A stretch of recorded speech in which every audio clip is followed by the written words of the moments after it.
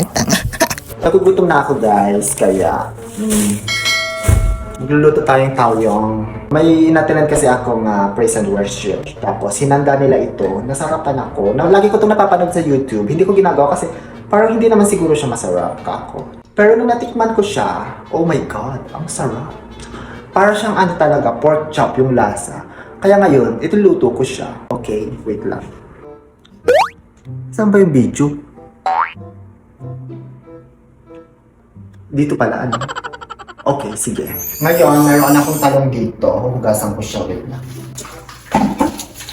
Ganun ko dito.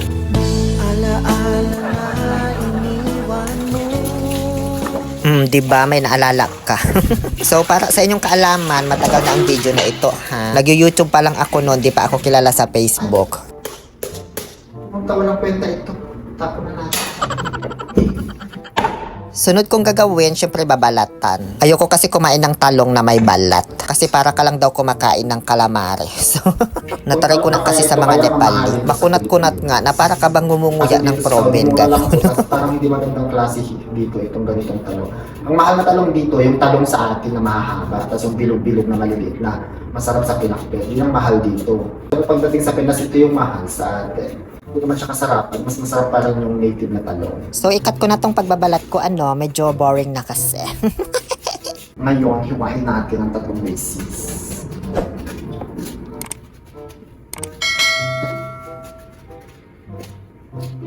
Tapos, ganito ha.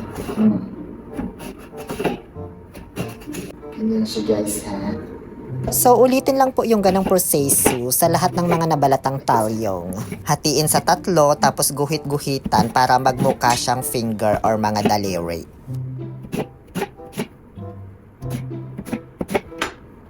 Okay na siya. Pahiran natin ng asin para mababad siya. Pinahiran ko ng asin, pero wag man masyadong marami at di mo man to ibuburo. Black pepper. Himas-himasin para manuot yung lasa. Patayo natin ng ganyan, tapos takpan natin. Ibabad natin for 15 minutes. And 87 years. Ngayon, gagawa naman na ako ng, ano bang tawag dito, slurry o butter? Bahala na. Flour, cornstarch, salt, black pepper, turmeric powder, lagyan kong betchin. Wala tayong magic syrup, so lagyan kong konting betchin. Pinch of sugar. And then water. Pero alam nyo, parang bet ko siyang lagyan ng egg. Try natin lagyan ng egg, okay?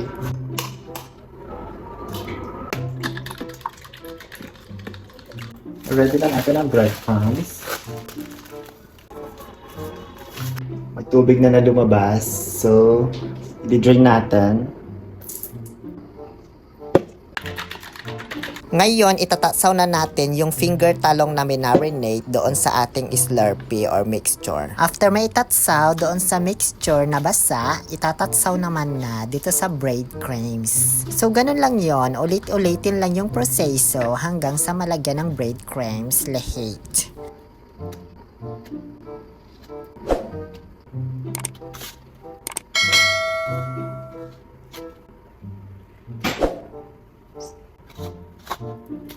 Nabalutan ko na ng breadcrumbs lahat, kaya ipepreto na natin. So, ayan. Okay na siya. Ipiprito na natin. Maliit lang gamitin natin kasi ang mahal naman, Chika. Kailangan kasi dito deep fried. Kaya niliitan ko lang yung paglulutuan ko para mas lumalim. Oh, pwede na siya. Gawin na natin. Dalawa lang muna. Di ba luto agad? Siyempre, di ko na pinakita. No? Basta kapag medyo nag-reddish brown na yan, or golden brown ba yan, basta yung ganyang kulay, pwede na yan hanguin. Binabaliktad ko din yan pala ha, di ko lang pinapakita. Aka na ko tatlo. After 26 days, natapos ko rin iprito lahat. Tcharam! Ngayon, gagawa lang muna ako ng sausawan. Sibuyas, lemon, patis, and konting soka. Yun lang naman. So tara na, kain na tayo. Pinatayo ko na lang kasi Hindi ako makita. Manan natin.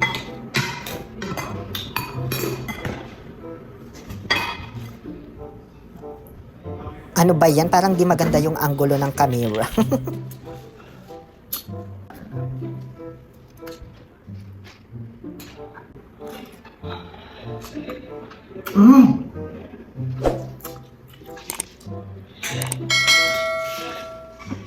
Kuwang-kuwa ko yung lasa. Ganitong ganito ah. Parang ayaw ko na magkanin.